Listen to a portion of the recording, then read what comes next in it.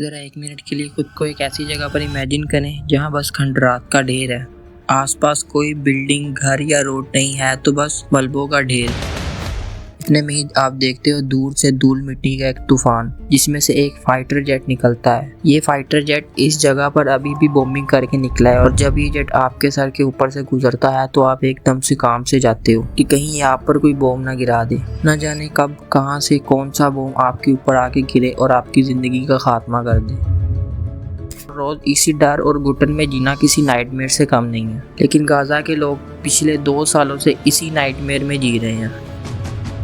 पिछले 2 सालों में इसराइल ने बिना किसी रोक टोक के नस्लकुशी की है गाजा के लोगों की, और पूरी दुनिया और यूनाइटेड नेशन बस खामोश तमाशाई बनी बैठी देखती रही गाजा के मासूम बच्चों और अवाम को मरते हुए। इस 2 साल तक चलने वाली जंग में तकरीबन 67,000 गाजा के लोग शहीद हुए हैं, जिनमें से 20,000 से ज़्यादा तो बच्चे ही थे जिनका इस जंग से कोई वास्ता ताल्लुक नहीं था। लेकिन अब गाजा में 2 साल के जेनोसाइड के बाद, गाजा को मुकम्मल तौर पर तबाह करने के बाद, पीस मेकर ट्रम्प साहब उठते हैं अपने 20 पॉइंट्स लेकर, और फाइनली पापा और बेटा गाजा में सीज फायर के लिए तैयार हो जाते हैं। लेकिन आखिर ये 20 पॉइंट्स है क्या? आइए ज़रा इन पर भी एक नज़र डालते हैं।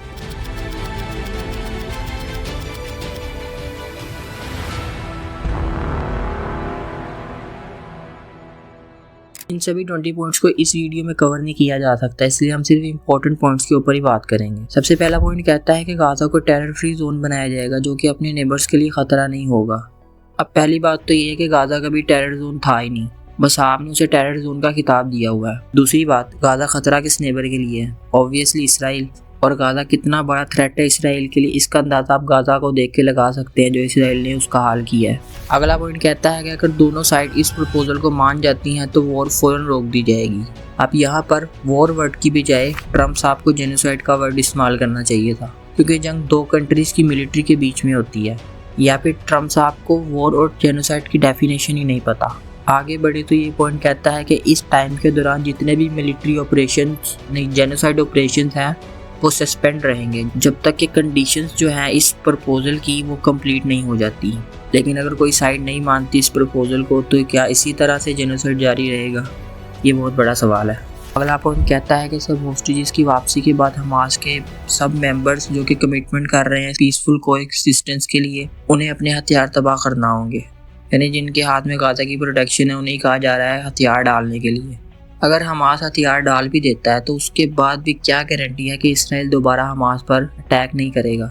इसी पॉइंट में ट्रम्प साहब ने यह भी मेंशन किया है कि अगर हमास के मेंबर्स गाजा को छोड़ना चाहेंगे, उन्हें सेफ पैसेज दिया जाएगा रिसीविंग कंट्रीज की तरफ से। मतलब जिनको इन्होंने टेररिस्ट का लेबल दिया हुआ था, उन्हें ही ये सेफ पैसेज भी देंगे। अब अगर क्या हमास के मेंबर्स इस प्रपोजल को मान लेते हैं तो क्या उन पर से लेबल हट जाएगा टेररिस्ट का? इस बात से आप अंदाज़ा लगा सकते हैं कि ये लोग कितने बड़े मुनाफिक हैं। इस प्रपोजल का पॉइंट नंबर 9 कहता है कि गाजा को एक गैर सियासी कमेटी टेम्परेरी तौर पर रन करेगी।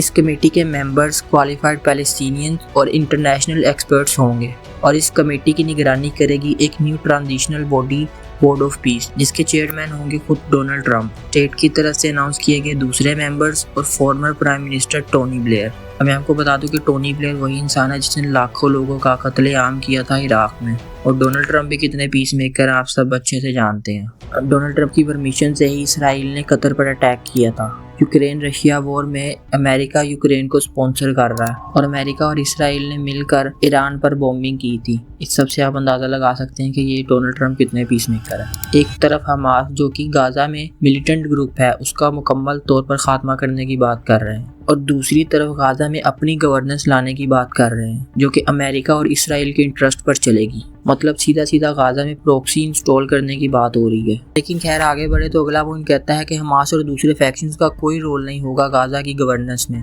डायरेक्टली और इनडायरेक्टली। यानी वही गाजा में प्रॉक्सी इंस्टॉल करने की बात की जा रही है। यहाँ पर ये अपनी गवर्नेंस क्रिएट करना चाहते हैं जो कि इनके इंटरेस्ट पर काम करेगी। अब जैसा कि 2 कंट्रीज में जंग के बाद यूजुअली नेगोशिएट हो जाता है या फिर कोई पीस ट्रीटी साइन हो जाती है। गाजा के केस में भी कोई ना कोई पीस ट्रीटी हो सकती थी, लेकिन यहाँ पर इतना लंबा गेम खेला जा रहा है जिसमें सारा फेवर इसराइल की झोली में डाला जा रहा है। अब बढ़ते हैं सबसे आखिरी और अहम पॉइंट की तरफ। इस पॉइंट में मेंशन है कि गाज़ा के जो रीजनल पार्टनर्स हैं वो गारंटी देंगे कि हमास अपनी ऑब्लिगेशन से पीछे नहीं हटेगा और जो न्यू गाज़ा होगा वो ख़तरा नहीं बनेगा अपने नेबर्स के लिए। अब गाज़ा पहले भी किस नेबर के लिए ख़तरा रहा है? सिर्फ इसराइल के लिए। अब जो न्यू गाज़ा क्रिएट करने की बात की जा रही है, आप उसमें कोई रोल नहीं रख रहे हमास का। आप गवर्नेंस में अपने बंदे बिठा रहे हो जो कि सिर्फ आपके इंटरेस्ट के अकॉर्डिंग काम करेंगे। तो फिर गाज़ा की नेबर्स को क्या ही खतरा होगा गाज़ा से। और अगर रीजनल पार्टनर्स ये गारंटी दे भी दें तो इसराइल की कौन गारंटी देगा कि वो दोबारा गाज़ा पर अटैक नहीं करेगा। अब जिस वक्त मैं ये वीडियो बना रहा हूँ, इसराइल ने सीज़फायर को तोड़ दिया है और दोबारा से अटैक कर दिया गाज़ा के ऊपर। करीबन 100 लोग इस अटैक में शहीद हुए हैं और 230 के करीब लोग इंजर्ड हुए हैं इस अटैक में। द गार्डियन ने भी गाज़ा के मीडिया को कोट करते हुए कहा है कि 10 अक्टूबर के सीज़फायर के बाद इसराइल ने 47 बार सीज़फायर को वायलेट किया है। इन्हीं ट्रम्प साहब के 20 पॉइंट्स को लेकर पूरी दुनिया में प्रोटेस्ट हो रहे थे। लोगों का कहना था कि इसमें सारा फेवर इसराइल को दिया जा रहा है, जबकि ये हाल नहीं है, फ़लस्तीनियों को उनके राइट्स देने चाहिए। हमारे पाकिस्तान में भी TLP के मेंबर्स इसके खिलाफ प्रोटेस्ट करने बाहर निकले थे, लेकिन हमारी स्टेट ने क्या किया, उन पर सीधी गोलियां चला दी। और हमारे यहाँ के बहुत से जर्नलिस्ट ऐसे भी हैं जो कि इस चीज़ को सेलिब्रेट कर रहे थे और ट्विटर वगैरह पे जो मासूम लोग मरे उनके बारे में बकवास कर रहे थे। लेकिन खैर, अब जब इस पॉइंट की तरफ आए तो जब इसराइल ने सीज़फायर को तोड़ा है तो कौन पूछेगा इसराइल से इस बारे में? इसराइल को कोई पूछने वाला है भी या नहीं? 2 साल तक गाज़ा में जेनोसाइड चला और ट्रम्प साहब ना सिर्फ देखते रहे बल्कि इसराइल की बैकिंग और सपोर्ट भी करते रहे। इसराइल ने ट्रम्प की परमिशन से कतर पर अटैक किया बिना किसी वार्निंग के। किसी ने भी इसराइल को कुछ नहीं कहा और यूनाइटेड नेशन भी बस खामोश बैठा रहा। अमेरिका और इसराइल ने मिलकर ईरान पर बॉम्बिंग की और उनके न्यूक्लियर प्रोग्राम को नुकसान पहुंचाया। रशिया यूक्रेन वॉर में अमेरिका डायरेक्ट साथ दे रहा है यूक्रेन का। दुनिया में इतना पीस फैलाने के बाद भी डोनाल्ड ट्रम्प नोबेल प्राइज़ के लिए छाती पीटते रहे, लेकिन उन्हें नोबेल प्राइज़ नहीं दिया गया। लेकिन खैर दोस्तों, अगर आपको मैं एक कड़वा सच बताऊं तो इंटरनेशनल पॉलिटिक्स में बाजी हमेशा उसके हाथ में होती है जिसके पास पावर है। इतना सब किया इसराइल ने, लेकिन इसके बावजूद किसी ने उससे नहीं पूछा, ना OIC ने इस पर कोई एक्शन लिया, UN ने भी कोई जवाब नहीं मांगा इस सब का, क्योंकि इसराइल पावरफुल है और उसकी बैकिंग सुपर पावर अमेरिका कर रहा है। इसलिए इनका जो दिल करता है वो करते हैं। और ये जो ट्रम्प साहब के 20 पॉइंट्स हैं, इनका लिंक मैं नीचे डिस्क्रिप्शन में दे रहा हूँ। अब आप इन पॉइंट्स को जाकर रीड करें और मुझे नीचे कमेंट सेक्शन में अपना एनालिसिस ज़रूर बताइएगा। Thank you.